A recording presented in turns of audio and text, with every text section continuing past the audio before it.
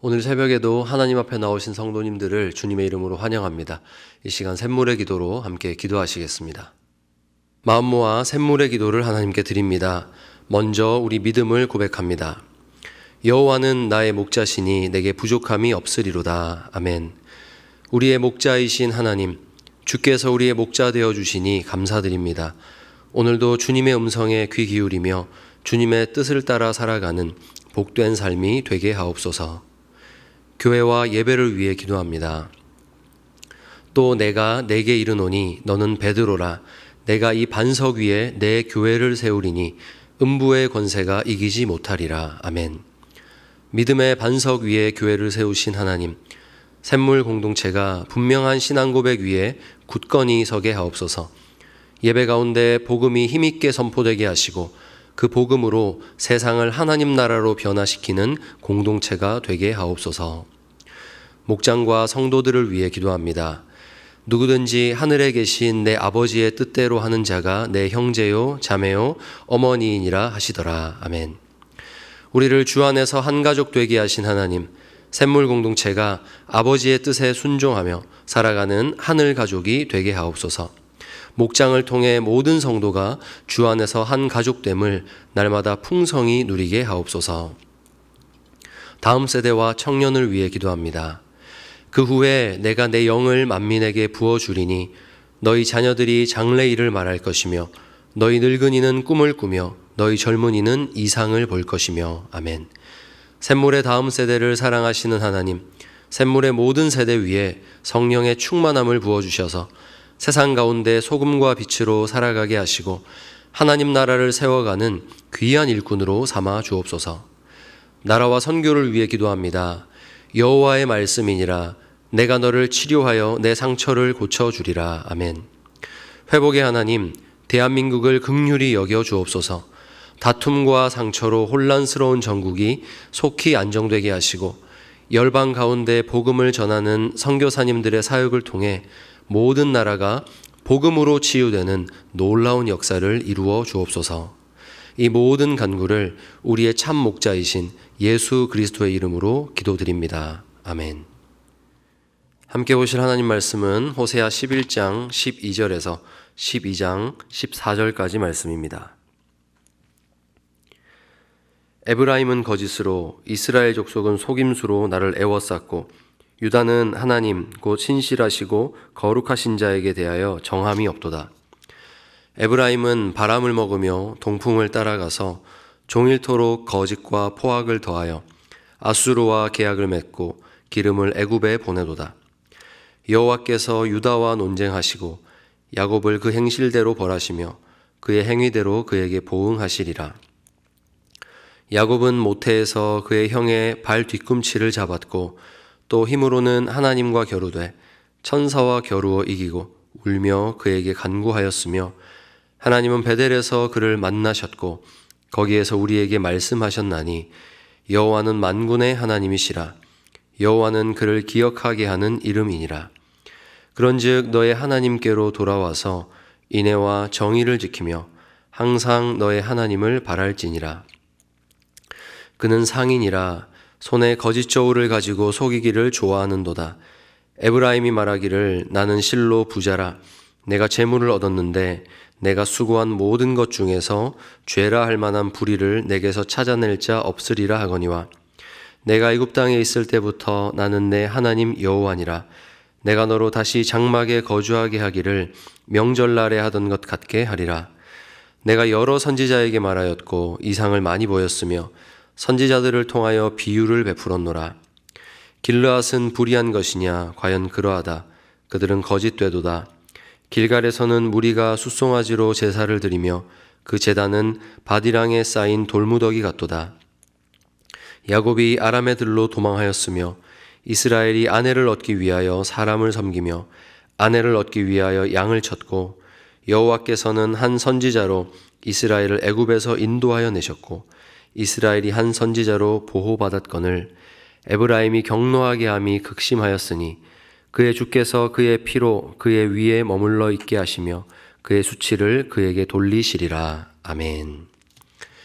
이 시간 돌아오라라는 제목으로 하나님 말씀 전하겠습니다. 돌아오라라는 말씀은 먼저 떠난 것이 전제될 때 가능한 말입니다. 그러나 여전히 언약의 땅에 살고 있고 하나님을 예배하는 이스라엘을 향해 돌아오라 하시는 하나님은 마치 집에 있는 아들을 향해서 돌아오라라고 말하는 조금 이상한 아버지처럼 여겨집니다. 지금 하나님 보시기에 이스라엘은 도대체 어디에 있으며 어디로 돌아가야 하는가? 하나님의 이 돌아오라는 말씀의 의미가 정확하게 무엇인지 이 시간 나누고자 합니다. 첫째로 하나님은 그 하나님 사랑에 대하여 말씀하고 계십니다. 여러분, 지금 서 있는 곳이 있어야 할 곳이 아니라면 북이스라엘의 대표적인 지파로서 이스라엘 자체를 상징하는 에브라임은 지금 도대체 어디에 서 있습니까? 바로 강대국들을 의지하는 그 자리입니다. 본문 12장 1절입니다. 에브라임은 바람을 먹으며 동풍을 따라가서 종일토록 거짓과 포악을 더하여 아수르와 계약을 맺고 기름을 애굽에 보내도다. 아멘. 이는 당시 북이스라엘이 처한 정치적 배경 안에서 이해해야 합니다. 이스라엘은 내부적으로 여로보암 2세 이후로 계속해서 왕조가 불안정했습니다. 호세아 선지자는 약 25년의 시간 동안 북이스라엘의 몰락을 그대로 지켜보았던 선지자입니다. 그 시간 동안 6명의 왕이 계속해서 바뀌면서 통치할 정도로 정치적인 음모와 쿠데타가 일상이 되어 있었습니다. 그 내부적인 균열 속에서 대외적으로도 찾아온 위기가 있었습니다. 전통적인 강국 애굽의 편을 들 것이냐, 아니면 우호관계에 있는 아수르 편에 들 것이냐, 어디에 붙느냐에 따라서 생존이 결정되는 그런 상황이었습니다. 그래서 북이스라엘의 왕들은 여기 붙었다 저기 붙었다, 배신에 배신을 하면서 상대방 국가로부터 침략을 당하게 되었습니다. 하지만 하나님은 그런 정치 행위에 대해서 이렇게 말씀하십니다. 바람을 먹으며 동풍을 따라서 달리는 것과 같다. 헛된 일을 하고 있다는 것이죠. 그들이 이런 헛된 일을 하면서 하나님을 떠나 있는 것이 문제라는 것입니다. 지금은 정치적 상황에서의 어떤 이성적 결정이 필요한 것처럼 보이지만 하나님은 그게 아니라고, 지금 하나님 사랑을 잃어버렸다라고 말씀하십니다. 지금 에브라임은 잘못된 사랑을 하고 있습니다. 의지하지 말아야 할 것들을 의지하고 있습니다. 그들은 바로 거기서 돌이켜야 하는 것입니다. 내게 힘이 되어줄 것만 같고 위기 앞에서 방패가 되어줄 것 같은 눈에 보이는 강대국, 그 군대와 권력을 의지하는 길은 바람을 쫓는 것과 같습니다. 하나님 앞에서 이것은 정치 행위가 아닌 하나님 사랑에 대한 배신이었던 것입니다. 사랑하는 여러분, 내가 하나님 대신에 세상의 다른 어떤 것을 의지할 때 몸은 예배당에 있어도 그 마음은 하나님을 떠난 것입니다. 아무리 말씀을 읽고 기도하는 자리에 있다 할지라도 하나님 보시기엔 그것이 내가 마치 잡아도 잡히지 않는 바람을 잡으러 다니는 것 같은 그런 허망한 일을 하는 것처럼 보일 뿐입니다. 우리가 사랑할 분이 오직 하나님뿐임을 알고 그분만 붙잡는 것이 하나님께로 돌아가는 일입니다. 권력과 재물과 건강과 내가 가진 지혜와 능력을 의지하는 자리에서 하나님을 사랑하고 의지하는 자리로 돌이키는 여러분 되시기를 바랍니다. 둘째로는 하나님의 이웃사랑에 대하여서 말씀하고 계십니다. 이스라엘이 하나님 사랑과 더불어서 또 떠나 있는 것이 무엇인가? 바로 이웃사랑입니다. 7절입니다. 그는 상인이라 손에 거짓 저울을 가지고 속이기를 좋아하는도다. 아멘. 앞에 본문이 이스라엘의 정치적 상황에 대한 말씀처럼 보이지만 사실은 하나님 사랑에 대한 말씀이었다면 7절부터는 경제적인 상황으로 알 수 있는 이 이웃 사랑에 대한 말씀입니다. 이웃 사랑이 무너진 결과 시장에는 거짓이 횡행했습니다. 서로를 속고 속입니다. 오직 나만이 잘 되기를 원하는 이기심만이 가득해서 이웃이야 어떻게 되든지 상관하지 않습니다. 그래서 공평해야 할 저울에 거짓이 가득하여서 계속해서 약한 자를 착취하였고 저울을 달아내는 권력으로 부를 축적합니다. 거짓으로 부요해지는 그 입에서는 이런 노래가 나왔습니다. 8절에 에브라임이 말하기를 나는 실로 부자라 내가 재물을 얻었는데 내가 수고한 모든 것 중에서 죄라 할 만한 불의를 내게서 찾아낼 자 없으리라 하거니와. 나는 피땀 흘려서 이 부를 축적했다고 말하고 내가 정말 노력했다고 내가 정말 그래서 성공했다고 노래하고 있지만 하나님 보시기엔 이거 다 거짓이라는 겁니다. 하나님 앞에 그런 수고는 인정받지 못합니다. 이런 자들을 위해서 하나님은 과거로의 회개를 말씀하십니다. 9절입니다. 내가 애굽 땅에 있을 때부터 나는 내 하나님 여호와니라. 내가 너로 다시 장막에 거주하게 하기를 명절날에 하던 것 같게 하리라. 아멘. 강제로 돌아가게 하시겠다는 겁니다. 복을 주었더니 그것으로 더 하나님 사랑, 이웃 사랑하는 것이 아니라 오히려 자기 자신만 더 잘 되려는 이기심으로 버젓이 거짓을 행하고 서로를 착취하는 이 꼴을 보느니 내가 차라리 광야 시절로 너희를 다시 데려가겠다 하시는 하나님의 말씀입니다. 이스라엘의 경제 붕괴에 대한 심판의 말씀입니다. 얼마나 이 광야 생활이 불안하고 불편합니까? 어디로 걸어야 할지 모르고 또 내일 양식이 있을까 매일 하늘만 쳐다보고 만나에 의지해야만 했던 그 시절에 사실 이스라엘은 이웃을 속이지 않았습니다. 아니 그럴 필요가 없었습니다. 하나님 보시기에는 지금 다 쌓아올린 가옥들, 잘 지어놓은 가옥들, 잘 일구어놓은 논밭들, 잘 쌓아올린 성체들 이거 다 필요 없다는 거죠. 다 잃어도 내 백성들이 그때 광야를 걸을 때에 그렇게 서로 사랑하고 나를 섬겼던 그때가 좋았다. 하나님 말씀하시는 겁니다. 돈을 쫓다가 권력과 성공만 쫓다가 이젠 성공해서 큰 집에 살고 있는데 텅텅 비어버린 그런 저택에 사는 것보다 사랑하는 가족과 단칸방에서 살던 그때가 더 좋았듯이 잠언은 이렇게 말씀합니다. 가산이 적어도 여호와를 경외하는 것이 크게 부하고 번뇌하는 것보다 나으니라.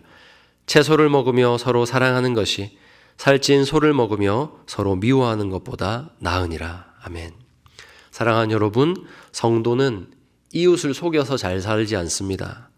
이 말씀 철저하게 지키는 여러분 되시기를 바랍니다. 이웃과 함께 진실 가운데서 하나님의 복을 함께 누리는 그것이 성도의 참된 부요함입니다. 마지막 셋째로 그래서 회개하라라는 것입니다. 여러분 이제 메시지가 분명해집니다. 하나님께서 돌아오라 하시는 것은 회개입니다.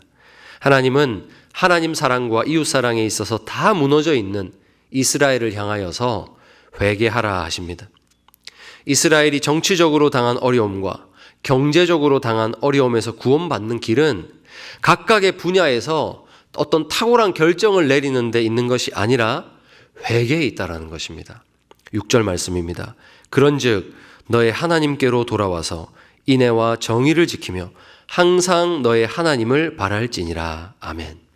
돌아와서 하나님께로 돌아와서 이 히브리어 슈브는 곧 회개입니다.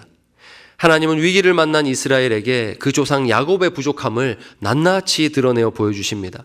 형의 발 뒤꿈치를 잡고 하나님과 겨루어서라도 복받기를 원했던 이 야곱. 그 삶은 과한 욕망과 거짓으로 인한 고난이 가득했던 인생입니다. 삼촌의 집에서 아내를 얻기 위해서 종살이했고 자신이 받아야 할 목도 계속해서 빼앗기고 착취를 당하는 너무나 처참한 인생이었습니다. 그런데 그런 그가 어떻게 복을 받았습니까? 하나님 은혜입니다.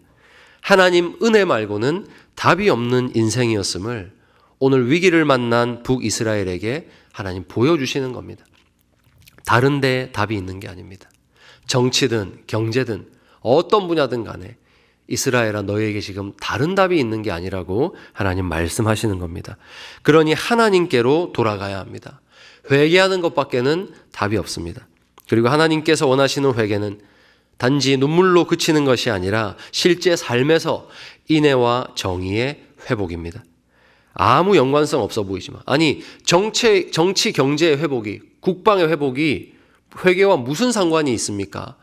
사람의 눈으로 보기에는 그렇게 말할 수 있지만 하나님 말씀은 너희가 하나님 사랑하면 적군은 물러갈 것이며 너희가 이웃 사랑하면 너희 삶에 풍요의 복을 주시겠다고 하나님 약속하시는 것입니다. 이제 말씀 맺겠습니다. 사랑하는 여러분, 성도가 하나님을 사랑하고 이웃을 사랑하는 것은 삶에서 종교라는 한 부분만 말하는 것이 아니라 삶 전체를 포괄하는 것입니다. 오늘 형제를 사랑하고 섬기는 이 행위는 우리 지역사회와 경제와 이 나라의 국방에까지 영향을 미칩니다. 놀랍게도 우리 경제가 회복되는 길은 우리 서로가 이웃을 향해서 거짓없는 사랑을 베푸는 데 있습니다. 내 집이 소중한 것처럼 나의 이웃의 집을 소중히 여기고 보호해주고 서로에게 정직할 때 우리의 경제는 회복될 것입니다. 이 땅의 교회들이 진정으로 하나님만 의지하고 기도할 때 이 나라의 정치와 국방은 든든해질 것입니다. 여러분 정말로 이 말씀을 믿으시기를 축복합니다. 우리는 결코 하나님보다 지혜롭지 못합니다. 하나님 분명히 지금 말씀하십니다. 하나님 사랑, 이웃 사랑으로 대한민국을 지키시고 복 주실 그 하나님을 기대하시기 바랍니다. 세상은 이 말씀 믿지도 않고 오늘 교회에 대해서 아무런 기대하지 않지만 그럼에도 성도는 제 역할을 해야 될 줄 믿습니다. 우리 이 말씀 붙잡고 내가 인애와 정의로 말미암아 대한민국을 지키는 한 명의 성도가 되겠다. 그 성도의 분명한 정체성을 갖고 하나님께로 돌아가는 회개하는 새벽 되시기를 우리 주님의 이름으로 축원합니다. 아멘. 이 시간 우리 말씀 붙잡고 기도하겠습니다. 하나님, 나의 이 작은 삶이 가정과 지역사회와 나라를 지킨다 하신 하나님 말씀을 믿습니다. 인애와 정의를 행하는 하루 되게 하여 주시옵소서. 하나님만 의지하고 이웃에게 진실만을 말하고 그들의 삶을 보호하기를 힘쓰는 참된 성도로 살게 하여 주시옵소서. 우리 합심해서 기도하시겠습니다.